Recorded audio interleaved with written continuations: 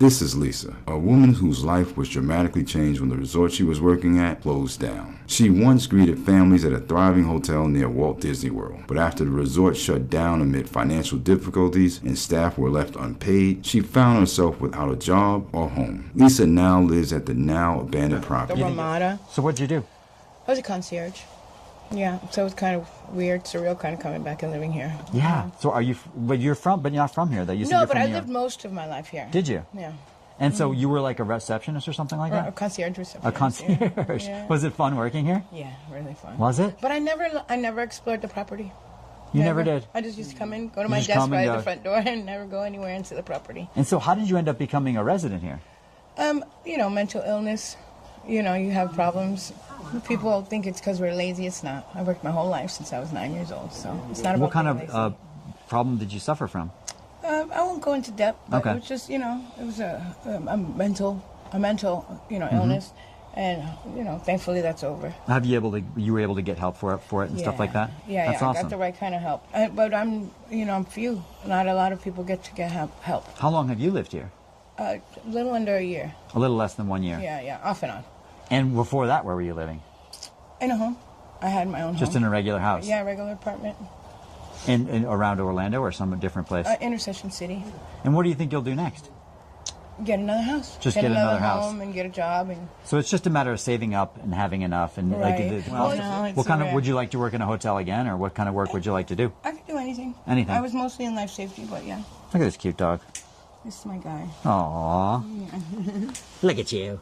You want to say hi? You're a good dog. You want to say hi to your friend? You're a good dog. It's Chuchi. You're a good dog. Chewy, you're a good dog, Chewy, aren't you? Chewy, Chewy. Chewy, You're a good say dog, hi? Chewy. Say hi. You're a good dog, Say aren't hi. you? This is Is there anything that you would like, the people who watch the video to know about this community? Like, what's interesting to me is all the friendships formed We're here and not stuff. lazy. You know, it's really not an easy thing to be homeless. Yeah. And people think it's just because we want to be lazy. And don't Would want you to pay consider bills. yourself homeless? Because this is kind of a house I right consider here. myself houseless. Okay. You know, not homeless. But look what you've done with the place. Like, your design sense is like really nice. I have to live here, so I You mean, want to make it nice. I want to make it homey. Yeah. I want to feel like some of the graffiti and stuff was here before I got here, and I just wanted to cover it up a little bit.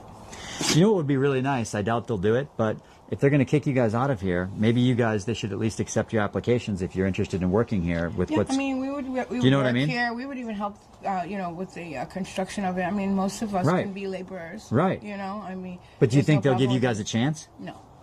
No, I don't think so. They'll just say, get the hell out of here and you'll have to leave? Yeah. Yeah. Pretty much, which is, That's it's not okay. fair, but I guess that's how it works, huh? We were benefited enough to stay here this long, and Right. that's a privilege. It's Right. not, we're not something that most of us don't take for granted. Right. And I think because of the mess that they see and the bad things that happen, Right. they think it's us.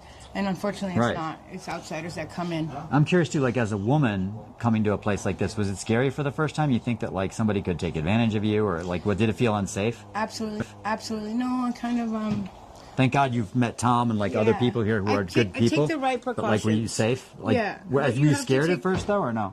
not particularly. All right, so you're tough. No, I'm not tough. I just No? Don't let her fall. She's tough.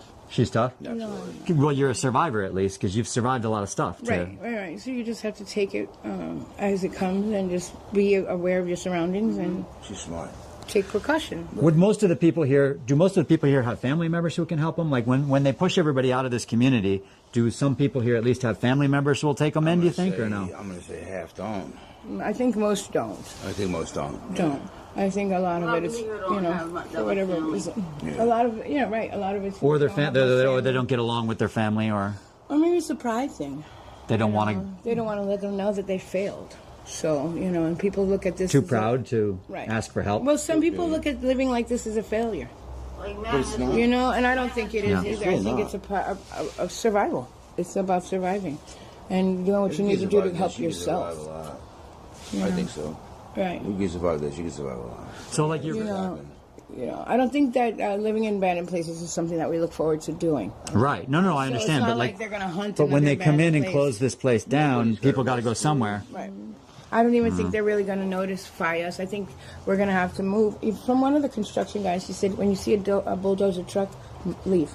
Because I don't think they're really going to notify us. They're just going to come in with bulldozers and that's it. Yeah. And it could be, and you go to sleep at night not knowing whether that day is going to be tomorrow or in 1 year or whatever, right? Right. We don't know.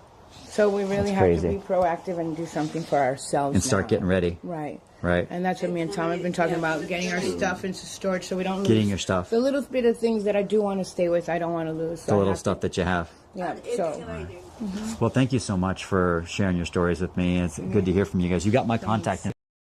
Lisa now lives at the now abandoned property. Its once grand room stripped bare, roofs collapsing and pools murky, to live there alongside other displaced people. The decaying resort, described as a lawless ghost town overrun with graffiti and squatters, is where she now sleeps, prays, and hopes for God's provision. When I first heard about Lisa, the concierge now sleeping in the abandoned resort she once staffed, it stopped me in my tracks. Think about it. She used to welcome families at a thriving hotel near Disney. Now she's living among collapsed roofs, murky pools, and scavenged furniture. Her workplace closed after financial struggles and unpaid wages, turning it into what observers have called a lawless ghost town. Her situation isn't an isolated tragedy. It reflects a nationwide story. During the pandemic era and its aftermath, millions of jobs vanished. And now with this current economy and governmental uncertainty, millions of people have experienced job loss. Losing a job doesn't just mean losing income. It can shake one's identity, security, and hope. So how do we make sense of such a massive disruption? First, we have to acknowledge the natural fear and anxiety that comes from losing a job. You worry about paying bills, providing for your family, and even your sense of identity. Yet Jesus told his followers, "Therefore I tell you, do not worry about your life, what you will eat or drink, or your body, what you will wear. Is not life more than food, and the body more than clothes?" He invited us to look at the birds and flowers, not because they never face hardship, but because God cares for them, and by extension, for us. That doesn't mean we ignore real problems or feelings. The Apostle Paul encouraged us to bring our anxieties directly to God. Do not be anxious about anything, but in every situation, by prayer and petition, with thanksgiving, present your requests to God. This verse has helped me personally. It doesn't trivialize hardship, but it invites us to turn worry into prayer. And in Romans, we see the broader promise that in all things, God works for the good of those who love him. That includes job loss, relocation, and starting over. I also think that it's important to remember that God's plans extend beyond our immediate circumstances. Jeremiah 29:11 tells us that he has plans to prosper you and not to harm you, plans to give you hope in a future. When I look at Lisa, the woman at the abandoned resort, I see resilience and hope even amid ruin. James goes so far as to say we should consider it pure joy whenever you face trials of many kinds, because you know that the testing of your faith develops perseverance. In other words, trials can mature us and deepen our faith if we allow perseverance to do its work. If you're watching this and facing unemployment or uncertainty, I want you to know you're not alone. Millions of people are walking this road. Lisa's story is heartbreaking, but it also shows how faith and community can sustain us through the most challenging seasons. Use this time to lean into prayer, seek support, and trust that God's purposes for you remain intact. In life, when you are tested and wonder why you can't hear from God, it's because Jesus, the teacher, wants you to see that you learned the lessons he's been teaching you, and to remember, no matter what you're going through, he's with you and he will always make a way out of no way for you. If you know that God is fighting for you, let's keep praising him. Subscribe and share.